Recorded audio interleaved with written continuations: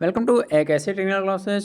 So guys, आज की इस वीडियो में प्रोडक्शन मैनेजमेंट हम जो आपका बहुत दिन से चल नहीं रहा था, तो प्रोडक्शन मैनेजमेंट में हम आपको बताने वाले हैं ब्रेक इवन एनालिसिस के बारे में। ब्रेक इवन चार्ट क्या होता है, ब्रेक इवन पॉइंट्स क्या होते हैं, इन सबको हम फिगर के माध्यम से देखने वाले हैं। तो ब्रेक इवन एनालिसिस का पूरा डिस्क्रिप्शन सहित वर्णन किया जाएगा, इसमें डिस्क्राइब करेंगे। सो आप लोग वीडियो को पूरा जरूर देखिएगा। इसके पहले आपको हम बता दें, इस सब्जेक्ट का अगर आपको पीडीएफ नोट्स चाहिए, पीडीएफ नोट्स पूरा आपको मिलेगा। ओके, इस सब्जेक्ट का टोटल नोट्स आपको दिया जाएगा। उसकी कुछ प्राइसेस रखी गई हैं, पेड बैच है। सो आप लोगों को कैसे दिया जाएगा ये सब आपको बताया जाएगा। तो आपका यहाँ कुछ प्राइस लिस्ट है जो कि कुछ दिनों तक ही निश्चित है। यह जो है रेट आपका बढ़ भी सकता है। शुरू के 100 स्टूडेंट को ये सब नोट्स आपको दिए जाएंगे, जिसमें आपका फर्स्ट है IMET production management plus MD मतलब मशीन डिज़ाइन प्लस ऑटोमोबाइल। अगर ये चारों सब्जेक्ट आप लोग लेते हैं तो आपको 159 रुपीज़ पे करने होंगे। कहाँ पे करना है ये सब आपको बताया जाएगा, देखते रहिए।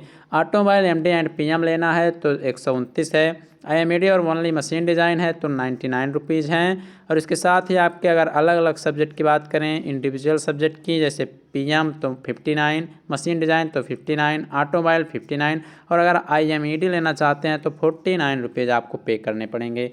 पे करने के लिए आपको यहाँ पे एक व्हाट्सएप नंबर दिया गया है, इस पर आपको व्हाट्सएप मैसेज कर लेना है। ठीक, 9919875253। ओके, इस नंबर पे आपको व्हाट्सएप मैसेज कर लेना है अगर आपको PDF चाहिए तो। उसके बाद आपको वहाँ पे सब कुछ लिंक दे दिया जाएगा, कहाँ से आपको पे करना है, कहाँ से आपको PDF दिया जाएगा। तो आप लोग पूरा देख लीजिए, प्राइस भी आपको, प्राइस लिस्ट भी आपके पास भेज दी जाएगी। सो आप लोग जल्दी कीजिए। शुरू के 100 स्टूडेंट के लिए ये रेट है, उसके बाद इसमें कुछ न कुछ बढ़ोतरी ज़रूर हो जाएगी। सो चलिए आज की वीडियो हम स्टार्ट करते हैं। इसमें देखिए आपका पार्ट 5 है चैप्टर फर्स्ट का। इसमें ब्रेक इवन एनालिसिस के बारे में देखेंगे, ब्रेक इवन चार्ट के बारे में समझने वाले हैं। तो सबसे पहले आपको समझना यह है कि ब्रेक इवन एनालिसिस आखिर होता क्या है, हम एनालिसिस करते क्यों हैं, ब्रेक इवन एनालिसिस आखिर हम क्यों करते हैं। सो हम आपको ये बता दें कि ऐसा तो है नहीं कि आपने फैक्ट्री ओपन कर ली है तो आपका हमेशा लाभ ही लाभ होगा, कभी हानि भी तो हो सकता है। तो उन्हीं के सब के लिए आप लोग एक ब्रेक इवन एनालिसिस करते हैं। ब्रेक इवन एक चार्ट बनाया जाता है, वहाँ पे आपका एक ब्रेक इवन पॉइंट मिलता है।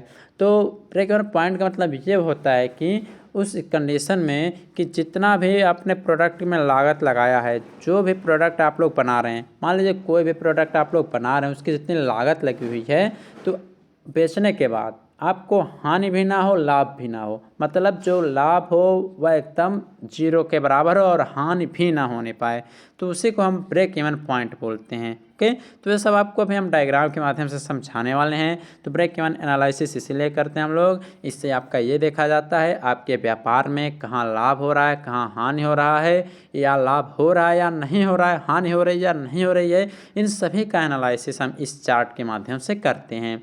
तो सिंपली आप लोग थोड़ा सा इसमें कुछ पॉइंट्स लिखे गए हैं, इन सबको समझ लीजिए।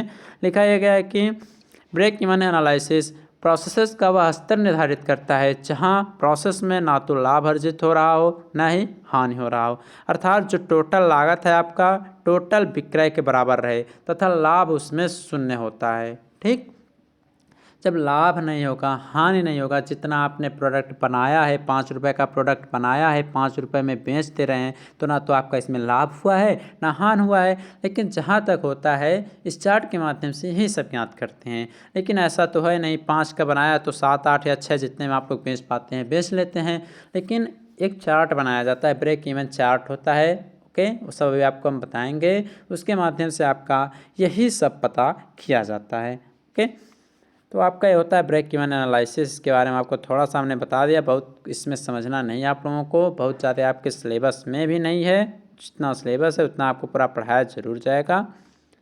अब आप आगे आता है, इसमें जो आपका ब्रेक इवन एनालिसिस होता है, इसके अंतर्गत आपके बहुत सारे चार्ट बनते हैं, जिसमें आपका सबसे पहले एक फिक्स्ड कॉस्ट निकाला जाता है। ओके, एक आपका फिक्स्ड कॉस्ट निकाला जाता है जिसे आप लोग बोलते हैं स्थिर लागत। ये सब क्या होता है इसको डायग्राम के माध्यम से समझाएंगे। आपका एक होता है वेरिएबल कास्ट होता है, जिसे आप लोग चल लागत बोलते हैं। तो ये सब आपको हम बताने वाले हैं, देखते रहिए। इसमें सबसे पहले आपका आता है फिक्स्ड कॉस्ट, मतलब स्थिर लागत। तो फिक्स्ड कॉस्ट क्या होती है इसको देखते हैं। ये आपको डायग्राम यहाँ पे दिख रहा होगा, आपको यहाँ पे एक डायग्राम दिख रहा है, इसका बहुत ही इंपॉर्टेंट यूज है आपके ब्रेक इवन चार्ट बनाने में। ओके, क्योंकि फिक्स्ड चार्ट, वेरिएबल चार्ट्स या फिक्स्ड कॉस्ट या वेरिएबल कॉस्ट, इन सब को जोड़ कर ही आपका ब्रेक इवन चार्ट बनाया जाएगा। तो फिक्स्ड कॉस्ट क्या होती है? फिक्स्ड कॉस्ट आपको वर्ड से ही पता चलो जो स्थिर रहे। ओके, तो इसमें थोड़ा कंपनी के लैंग्वेज में आपको बताना चाहेंगे प्रोडक्ट को लेके, मतलब वह कास्ट होती है जो किसी एंटरप्रेन्योर मतलब होता है उद्यम मतलब एंटरप्रेन्योरशिप के बारे में आपने पढ़ा होगा IMED में। नहीं पढ़ा है तो जाइए प्लेलिस्ट ओपन कीजिए IMED का, उसमें फर्स्ट चैप्टर में पूरा डिस्क्राइब किया गया है एंटरप्रेन्योरशिप क्या होती है, एंटरप्रेन्योर क्या होता है। तो ये होता है कि फिक्स्ड कास्ट वह कास्ट होती है जो किसी उद्यम द्वारा उत्पादित प्रोडक्ट के विभिन्न स्तरों पर स्थिर रहती है। विभिन्न स्तरों पर स्थिर रहती है मतलब जैसे कि एग्जाम्पल के लिए आपको हम समझाना चाहते हैं, आपने मान लीजिए किसी भी घर को, आपने मान लीजिए किसी घर को किराए पे लिया है। ओके, तो आप किराए पे लिए हैं लेकिन आप चाहते हैं कि आपका कुछ न कुछ वहाँ पे प्रोडक्ट बनाया जाए। समझ लीजिए आप अपने प्रोडक्ट को बनाने के लिए किसी घर को किराए पे लिए हैं। किसी प्रोडक्ट को बनाने के लिए आपने किसी भी घर को किराए पे लिया है। ओके, तो आपको टोटल पैसा पे करना पड़ेगा, चाहे आप उसमें प्रोडक्ट बनाएं या ना बनाएं, चाहे आप उसमें रहें या ना रहें। उसकी कास्ट जो है फिक्स है, आपको देना है। आपने एक बार उसको किराए पर ले लिया है तो आपको टोटल पैसा देना है, चाहे आप प्रोडक्ट बनाएं उस घर में या ना बनाएं। ओके, आप चाहे प्रोडक्ट बनाएं या ना बनाएं, आपको टोटल किराया दें। तो ये आपका एक फिक्स्ड कास्ट के अंतर्गत आपका आता है, इसे आप लोग फिक्स्ड कास्ट के अंतर्गत मान सकते हैं। तो ये आपका फिक्स्ड कास्ट होता है। तो इसका डिफिनीशन आप लोग नोट डाउन कर लीजिए। तो यहाँ पे लिखा गया है कि वह लागत जो किसी उद्यम द्वारा उत्पादित उत्पादन के विभिन्न स्तरों पर स्थिर रहती है फिक्स्ड कॉस्ट कहलाती है। फिक्स मतलब स्थिर है, तो इसका मतलब यह नहीं कि आपका बदलेगा नहीं। देखिए, ऐसा तो है नहीं कि आज आप मान लीजिए किसी भी किराए के घर में रह रहे हैं तो उसका रेंट आज मान लीजिए 2000 है, तो 2 साल बाद वह 3000 भी हो सकता है। तो समय के अनुसार वह बदलता भी रहता है। तो कुछ उसी प्रकार से इसका भी प्रोसेस होता है फिक्स्ड कॉस्ट का। किसी प्रोडक्ट को लेकर मान लीजिए प्रोडक्ट आज आपका 5 रुपये का है, आज के टाइम में 5 रुपये का, आने वाले टाइम में वो 7 रुपये का हो जाएगा। तो फिक्स है, लेकिन यह समय के अनुसार आपका बदलता भी रहता है, इसको ध्यान में रखिएगा। यहाँ पे अब हम डायग्राम को थोड़ा सा समझते हैं, इसको थोड़ा बड़ा कर लेते हैं, अब आपको समझाते हैं फिक्स्ड कास्ट। इसको ध्यान से समझिएगा, इसका यूज़ आपको जब चार्ट बनाया जाएगा वहाँ पे पड़ेगा। देखिए, इसमें आपका ये लाइन जो है ये आपको दिखाता है कास्ट को। ओके, ये हो गया आपका कास्ट को। ओके, और ये जो नीचे है ये आपका दिखाता है जो भी आपके प्रोडक्शन की मात्रा होती है, अर्थात आप लोग लिख सकते हैं volume of production. Okay, volume of production आप लोग यहाँ लिख सकते हैं, वॉल्यूम ऑफ प्रोडक्शन। इसको ध्यान से लिखिएगा, वॉल्यूम ऑफ प्रोडक्शन ये आपका लागत हो जाएगा, हिंदी में आप लोग बोल सकते हैं। और यहाँ जो वॉल्यूम ऑफ प्रोडक्शन है इसे आप लोग क्या लिखेंगे आप लोग प्रोडक्शन की मात्रा। ओके, फिर ये हो गया। अब आपका कास्ट हो गया और वॉल्यूम ऑफ प्रोडक्शन। उसके बाद आप जान लीजिए जहाँ आपका ये मान लीजिए आप केंद्र, इसको मान लीजिए एक पॉइंट वो मान सकते हैं। ओके, तो ये आपकी जो सीधी लाइन दिखाई जाएगी, जो आपकी सीधी लाइन दिखेगी, इसी को आप बोलेंगे क्या, इसी को आप लोग बोलेंगे फिक्स्ड कास्ट। अभी जब आपका डायग्राम हम बनवाएंगे, तभी जब अभी आपका हम डायग्राम बनाएंगे, ब्रेक इवन चार्ट बनाएंगे, तो वहाँ पे ये जो लाइन आपको दिखाई जाएगी सीधी लाइन, इसे आप लोग फिक्स्ड चार्ट के माध्यम से समझेंगे। अभी उस चार्ट का थोड़ा छोटा छोटा खंड आपको बताया जा रहा है, आगे आपका पूरा चार्ट मिक्स होके बनाया जाएगा। तो ये हो गया आपका फिक्स्ड कास्ट, आपको समझ में आया होगा। फिक्स्ड कास्ट के बारे में भी आपने अच्छे से पढ़ लिया। टोटल कास्ट के ये सब पार्ट होते हैं, जो टोटल कास्ट होता है उसी के फिक्स्ड कास्ट पार्ट होता है। वेरिएबल कास्ट भी टोटल कास्ट का ही पार्ट होता है, टोटल सेल्स भी आएंगे, इन सब को मिक्स करके ही आपका चार्ट बनाया जाएगा। तो ये हो गया फिक्स्ड कास्ट। नेक्स्ट आपका आगे आता है वेरिएबल। वेरिएबल का मतलब क्या होता है, जो बदलते रहते हैं। वेरिएबल कास्ट का मतलब होता है जो बदलते रहते हैं, मतलब चल लागत जिसे बोल सकते हैं। तो ये क्या होता है इसको समझते हैं। जैसे कि आपने देखा होगा कि आज डीजल का दाम 5 रुपये सस्ता हो गया, आज के टाइम बोल रहे हैं, कल बढ़ भी जाता है। मतलब ये डेली बदलते रहते हैं, आज भी बढ़ा, कल भी बढ़ा, फिर घटेगा, फिर बढ़ेगा, ऐसे प्रोसेस डेली होता रहता है। हर सेकंड में घटता है, हर मिनट में घटता है, ओके, हर घंटे में घटता बढ़ता रहता है। तो इस टाइप के जो भी प्रोडक्ट का रेट होता है वो वेरिएबल कास्ट के अंतर्गत आते हैं।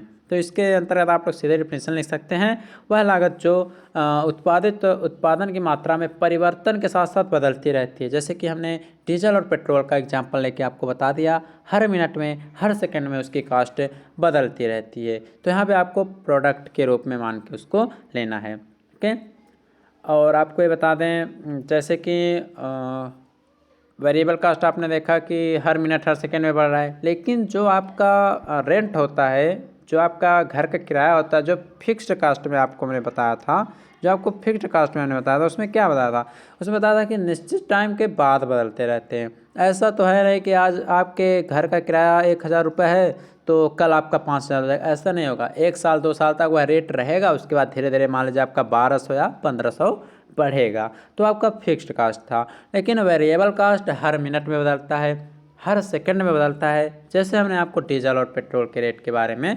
बताया। तो इस डायग्राम को पहले समझा देते हैं, उसके बाद आप डेफिनेशन लिखिएगा। तो ये लाइन जो है आपकी क्या दिखाएगी, ये लाइन आपको हमने बताया था नीचे वॉल्यूम ऑफ प्रोडक्शन यानी उत्पादन की मात्रा के बारे में बताएगा, वॉल्यूम ऑफ प्रोडक्शन बताएगा, और ये आपकी जो है एक कास्ट की लाइन है। ओके, और ये जो बीच वाली लाइन है इसी को हम बोलेंगे क्या, वेरिएबल कास्ट। मतलब जब आप लोग ब्रेक इवन चार्ट बनाएंगे तो इस टाइप का जो रहेगा उसको आप लोग क्या बोलेंगे, इसे बोलेंगे आप लोग वेरिएबल कास्ट। अगर यही लाइन आपकी सीधी होती है यहाँ से तो इसे आप लोग क्या बोलते हैं, इसे आप लोग बोलते हैं फिक्स्ड कास्ट। क्या बोलते हैं, फिक्स्ड कास्ट। तो इसका डेफिनेशन भी आप लोग नोट डाउन करिए। इन सबको थोड़ा सा समझना है आप लोगों को, इसमें बहुत सारे डिस्क्राइब नहीं करना है, बस फिगर को ध्यान से समझना है। वह लागत जो उत्पादन की मात्रा में परिवर्तन के साथ हमेशा बदलती रहती है, वेरिएबल कास्ट। इसका जो एग्जांपल हो सकता है वो क्या हो सकता है, इसका एग्जांपल आपका हो सकता है जैसे कि लेबर कास्ट भी इसमें हो सकता है। जैसे क्या होता है, ये भी फिक्स्ड में आता है लेबर कास्ट भी, लेकिन आपका एक डायरेक्ट लेबर कास्ट होता है जो कंपनियों में इसका हम यूज कर सकते हैं। तो इस अकॉर्डिंग सब इसके एग्जाम्पल हैं। और आपको बता दें फिक्स्ड कास्ट का कुछ एग्जांपल अगर बताने की बात करें, जैसे आपका इंश्योरेंस कास्ट हो गया, ये कुछ सालों तक निश्चित रहता है। आपका मशीन्स का कास्ट हो गया, ये सब आपके फिक्स्ड कास्ट होते हैं। तो फिक्स्ड एंड वेरिएबल आपने देख लिया। अब आपका आगे आता है क्या, आगे आपका आ जाएगा टोटल कॉस्ट। अब आपने क्या क्या देखा, आपने देखा ये आपका कॉस्ट लाइन है, ये आपका क्या लाइन है, ये आपका कॉस्ट लाइन है, ये आपका प्रोडक्शन की मात्रा है। ये कॉस्ट लाइन है आपकी, ये प्रोडक्शन की मात्रा है। ओके, और आपने ये देखा था जो आपकी सीधी लाइन थी वो कौन सी लाइन थी, वो लाइन थी आपकी फिक्स्ड कॉस्ट की। कौन सी लाइन थी, वो लाइन आपकी थी फिक्स्ड कॉस्ट की। और उसके ऊपर जो था आपका वो क्या था, आपका वेरिएबल कॉस्ट था। तो आपको हम बता दें यहाँ तक का जो कॉस्ट है, यहाँ तक की जो भी कॉस्ट है आपकी, इससे आप लोग क्या लिखेंगे, यहाँ तक की जो भी कॉस्ट आपकी है इसको आप लोग लिखेंगे फिक्स्ड कॉस्ट। जो सीधी लाइन तक की सीधी लाइन है उसको आप लोग बोलेंगे फिक्स्ड कॉस्ट। मतलब इस पॉइंट से लेके यहाँ तक की जो कॉस्ट है वो आपकी फिक्स्ड कॉस्ट है, क्योंकि सीधी लाइन तक हमने सीधी लाइन को फिक्स्ड कॉस्ट के रूप में बताया था।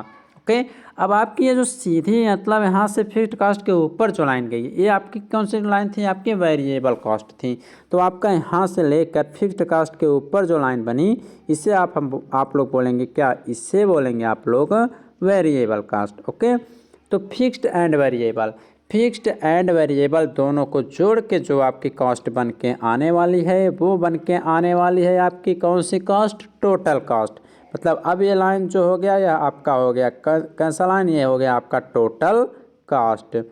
इससे आप लोग सिंपल तौर पे भी लिख सकते हैं, total cost is equal to variable cost plus fixed cost. Okay, तो आपको ये भी समझ में आ गया होगा। अब आपका यहीं पे आगे टोटल सेल्स के बारे में देख लेते हैं, तो ध्यान से सुनिएगा।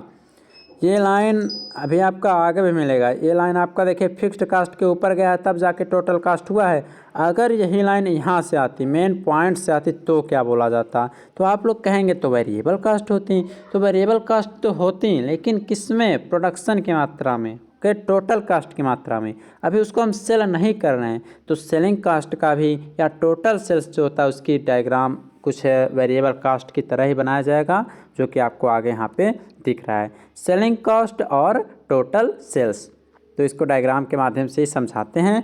ये आपका प्रोडक्शन लाइन हो जाएगा, ये आपका कॉस्ट लाइन हो गया। ओके, प्रोडक्शन एंड कॉस्ट, और ये आपकी जो लाइन जा रही है इसी को आप लोग बोल देंगे टोटल सेल्स। क्या बोल देंगे, टोटल सेल्स लाइन आप लोग इसको बोलेंगे। तो इन सभी को मिक्स करके चलिए हम बनाते हैं ब्रेक इवन चार्ट। देखिए इतना विस्तार से जो हमने डायग्राम बताया आपके बुक में दिया भी नहीं है, आप लोग किसी भी राइटर बुक देख लें, आपके डिप्लोमा सिलेबस में उतना नहीं है, लेकिन हमने चार्ट बनाना है तो पहले सभी को खंड खंड अलग किया, उसके बाद सबको मिक्स करेंगे जिससे आपको आसानी से समझ में आने वाला है।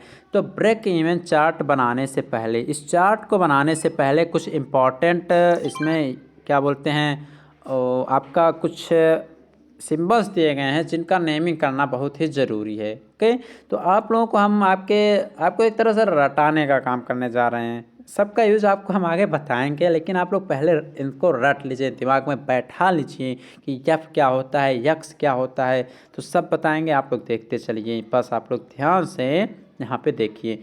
अगर आपको कैपिटल एफ दिखा इस चैप्टर में जो भी हम पढ़ाएंगे, इन्हीं सब सिंबल्स को लेके हम बताने वाले हैं, सो ध्यान से आप लोग इन सबको देखिएगा। एफ का मतलब होता है, कैपिटल एफ का मतलब होता है फिक्स्ड कास्ट इन रुपीज़। जो भी फिक्स कास्ट रहेगी उसे रुपीज़ में हम डिफाइन करेंगे। न्यूमेरिकल क्वेश्चन में आपसे पूछा जा सकता है एग्जाम में, इसलिए यूनिट पे विशेष ध्यान दीजिएगा।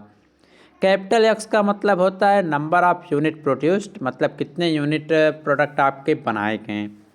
स्मॉल वी का मतलब होता है, सभी का नेमिंग कर रहे हैं, स्मॉल वी का मतलब होता है वेरिएबल कास्ट पर यूनिट, मतलब RS पर यूनिट, इसको डिफाइन करेंगे। कैपिटल वी का मतलब होता है total variable cost. Total variable cost का मतलब होता है V into x, V into x, small v into x. क्या होता है small v into x? Small v क्या है? वेरिएबल कास्ट है, इंटू एक्स क्या है? नंबर ऑफ यूनिट प्रोड्यूस्ड है। इसको भी ध्यान में रखिएगा। स्मॉल एस की बात करें तो यह है आपका selling cost per unit, RS per unit में इसकी यूनिट है। और यहीं पे कैपिटल एस की बात करें तो यह आपका टोटल सेलिंग कास्ट या टोटल सेल्स या टोटल रेवेन्यू, जो कि बराबर होता है small S into x. Small S क्या है? सेलिंग कास्ट पर यूनिट है, इंटू एक्स क्या है? टोटल नंबर ऑफ यूनिट जो प्रोड्यूस्ड हुआ है वो है। पी की बात करें, कैपिटल पी जो कि है आपका प्रॉफिट बाय प्रोड्यूसिंग यूनिट, मतलब जो भी प्रोडक्ट आपने बना लिया है उसको बेचा, उसके बाद जो आपको प्रॉफिट मिला वो होता है प्रोड्यूसिंग यूनिट। इसे एक्स भी आप लोग बोल सकते हैं। थीटा की बात करें जो कि है आपका एंगल ऑफ इंसिडेंस, तो ये एंगल ऑफ इंसिडेंस क्या होता है, मार्जिन ऑफ सेफ्टी क्या होता है, इन सब के बारे में भी हम आपको आगे बताएंगे। बस आप लोग थोड़ा ध्यान से समझते हुए इन सभी सिंबल्स का नेमिंग कर लीजिए, कहीं पे नोट डाउन करके रख लीजिए, क्योंकि इन सभी के बेस पे आपके बहुत सारे फार्मूले बनने वाले हैं जो कि आपके बुक में भी नहीं दिए गए हैं, लेकिन आपको पढ़ना बहुत ही इम्पॉर्टेंट है, ज़रूरी है, क्योंकि एक भी न्यूमेरिकल क्वेश्चन आप सॉल्व नहीं कर पाएंगे इन सभी फार्मूले के बिना। ओके, चलिए आगे देखते हैं। अब आगे आपका जो मेन काम था, जिसे आज आपको पढ़ाना था, जिस फिगर को बनाना था, उसको हमने यहाँ पे बना दिया है। इसको आप लोग ध्यान से बस देख लीजिए और आपको सब कुछ एक एक लाइन समझाते हुए चलने वाले हैं। ये जो डायग्राम देख रहा है ना, ये आपका जो पीछे आपने अभी पढ़कर आया है, जो भी आपने पीछे पढ़ के आया है उन सब का मिक्सअप है। Total sales, total cost, variable cost, fixed cost, इन सब का ये मिक्सिंग है। तो देखिए यहाँ सबसे पहले नीचे वाली लाइन को ध्यान से देखिए, ये आपका क्या है? ये है आपका वॉल्यूम ऑफ प्रोडक्शन, मतलब कितने प्रोडक्ट आपके बनाए गए। इधर आपका कॉस्ट वाली लाइन है। ओके, अब देखिए हमने आपको बताया था ये जो लाइन आपकी दिखाई जाएगी बाहर तक, टोटल आपका हमने बताया था ये फिक्स्ड कॉस्ट रहेगी, बताया था, एकदम बताया था। ओके, बताया था ना? अगर बताया था हमने आपको, आपने ध्यान से देखा होगा, तो फिक्स्ड कास्ट की अगर ऊपर वाली जो लाइन अगर जाती थी वक्र के रूप में, या मान लीजिए इंक्लाइन लाइन जो जाती थी, इसे हम बोलते थे क्या? इसे टोटल कास्ट बोलते थे। नहीं ध्यान में आ रहा है तो आप लोग यहाँ देख लीजिए, यही लाइन तो है आपकी, ये फिक्स्ड लाइन वाली थी और ये आपका टोटल कास्ट गया था। ओके, तो आपकी ये टोटल कास्ट हो गई। ओके, तो आपका ये टोटल कास्ट हो गया। यहीं पे अगर आपकी आगे बात करें टोटल सेल्स वाली लाइन, तो टोटल सेल्स की लाइन देखिए आपकी यहाँ से गई है, नीचे से यहाँ से गई है, तो टोटल सेल्स की लाइन देखिए आपकी यहाँ से गई है। टोटल सेल्स लाइन आपकी यहाँ से ऊपर गई हुई है, यहाँ पे लिखा गया आपका टोटल सेल्स। इतना तो आपको समझ में आ गया होगा। अब आपको एक बात और ध्यान देना है, यहाँ पे एक पॉइंट बन रहा है, यहाँ पे एक क्रॉसिंग लाइन बन रही है ना, तो इसका मतलब होता है BEP, मतलब ब्रेक इवन पॉइंट। यही वह पॉइंट होता है जहाँ पे व्यापारी को ना तो लाभ होता है ना हानि होता है। अगर इस पॉइंट के ऊपर गया, अगर वह व्यापारी का जो प्रोडक्ट है वह इस रेट के ऊपर गया तो उसको क्या होगा, उसको होगा प्रॉफिट। क्या होगा, उसको प्रॉफिट होगा। अगर इस पॉइंट के वह नीचे आया, तो उसको होगा लॉस, उसका होगा हानि, मतलब वह जितना लगाया है उतना भी उसको नहीं मिल पाएगा। तो ब्रेक इवन पॉइंट को ध्यान से समझिएगा अच्छी प्रकार से। यहाँ पे आपका एक कोण बनाया जाएगा थीटा, जिसे बोला जाएगा एंगल ऑफ इंसिडेंस। तो इसके बारे में हम देखेंगे। ओके, तो आपको बहुत सारा इसमें समझने को मिला होगा, ध्यान से आपको देखने को भी मिला होगा। ओके, अब यहाँ पे BEP सेल्स लिखा गया है, मतलब ब्रेक इवन पॉइंट, यहाँ सेल्स लिखा गया है। सेल्स क्यों लिखा गया है इसको समझाते हैं। देखिए, इस लाइन को जब आप लोग ऐसे ड्रा कर लेंगे, दूसरा कलर लेते हैं, इस लाइन को यहाँ पे ड्रा कर लेंगे। ओके, और इस लाइन को फिर यहाँ जब नीचे की तरफ हम लेके आएंगे तो यहाँ पे लिखा गया है BEPX। एक्स का मतलब क्या होगा, आपको यहाँ पे लिखा गया है एक्स का मतलब नंबर ऑफ यूनिट प्रोड्यूस्ड। क्या है, नंबर ऑफ यूनिट प्रोड्यूस्ड। इसलिए यहाँ पे लिखा गया है ब्रेक इवन पॉइंट पे कितने माल आपके बेचे गए हैं, प्रोड्यूसड माल। यहाँ पे ब्रेक इवन पॉइंट सेल्स लिखा गया है, सेल्स मतलब कितने आपके बेचे गए। ओके, यहाँ प्रोड्यूस कितने हुए, यहाँ आपके कितने बेचे गए। यहीं पे आपको ये भी दिख रहा होगा मार्जिन ऑफ सेफ्टी एक्स, और यहाँ पे मार्जिन ऑफ सेफ्टी सेल्स लिखा गया, दिख रहा है ना आपको, margin of safety x and margin of safety sales लिखा गया। तो एक्स का मतलब कितना, मार्जिन ऑफ सेफ्टी क्या होता है इसको भी समझाएंगे आपको, लेकिन अब यहाँ पे आ गया तो समझ लेते हैं, थोड़ा सा 1-2 लाइन का है। तो जो मार्जिन ऑफ सेफ्टी है वो क्या होता है, देखिए, जो मार्जिन ऑफ सेफ्टी होता है ना, वो ये होता है कि ब्रेक इवन पॉइंट आपका यही है, ब्रेक इवन पॉइंट आपका यही तो है, ब्रेक इवन पॉइंट आपका ये है। ब्रेक इवन पॉइंट तथा जो भी प्रोडक्ट आपका निर्माण किया जा रहा है उनके बीच की जो दूरी होती है। अब ये लाइन जब आपके ऊपर, यही लाइन है प्रोडक्शन का, अगर इसको हम ऊपर समानांतर बनाए तो ये भी तो प्रोडक्शन की लाइन होगी। तो break even point, colour change करते हैं, ब्रेक इवन पॉइंट एंड जो निर्मित उत्पाद हैं, निर्मित जो प्रोडक्ट हैं, उनके बीच की जो दूरी होती है उसे मार्जिन ऑफ सेफ्टी कहते हैं। यह सेल्स के रूप में है। ओके, यह सेल्स के रूप में है, और इधर आपका यहाँ से क्या है, ये भी तो ब्रेक इवन पॉइंट है, और यहाँ तक की जो बीच की दूरी है ये भी तो मार्जिन ऑफ सेफ्टी है। तो यह जो यूनिट आपकी जितने प्रोडक्ट प्रोड्यूस किए जा रहे हैं उतना यह होता है। ओके, तो आपका यह मार्जिन ऑफ सेफ्टी होता है। मार्जिन ऑफ सेफ्टी को हम विस्तार से बताएंगे, आगे आपको मिलेगा। जैसे कि यहाँ देखिए, मार्जिन ऑफ सेफ्टी हो गया, प्रॉफिट वॉल्यूम रेशियो हो जाएगा, एंगल ऑफ इंसिडेंस क्या होता है, इंपॉर्टेंट कैलकुलेशंस क्या होते हैं, इन सब के बारे में आपको बताया जाएगा। ब्रेक इवन एनालिसिस के क्या लाभ हैं, क्या हानि है, ये सब भी देखने को मिलेगा। गैंट चार्ट क्या होता है, तो ये सब आपको आने वाली वीडियोस में मिलेगा आगे। तो आज के लिए बस इतना ही था। सो आप लोग अच्छी प्रकार से सब कुछ समझ लीजिएगा, इस फिगर को ज़रूर बनाइएगा जिससे आपको एग्ज़ाम में अच्छा नंबर मिल सके, और वीडियो को भी शेयर करते रहिएगा आप लोग। और हाँ, नोट्स वगैरह की बात करें तो आप लोग नोट्स भी परचेज ज़रूर कर लीजिएगा, बहुत ही कम रेट में है, और टोटल आपको दिया जाएगा। ये सब जो बना है ना, ये जो फिगर आपके यहाँ बनाया गया है, ये सब आपको नोट्स में देखने को मिलेगा, ये सब आपको देखने को मिलेगा नोट्स में ही। यहाँ जो कुछ भी आपको दिख रहा है सब आपको नोट्स में देखने को मिलेगा। सो आप लोग परचेज ज़रूर कीजिए। रेट भी बहुत कम हो गया है, प्राइसेस भी बहुत कम हैं, कुछ दिनों तक वह रहेंगे, उसके बाद प्राइसेस जो है वो बढ़ जाएंगे जैसे एग्ज़ाम आने लगेगा आप लोगों का। सो आप लोग अपने सभी फ्रेंड्स को बता दीजिए, परचेज आप लोग जरूर कीजिए। इस वीडियो को भी आप लोग शेयर जरूर करिएगा।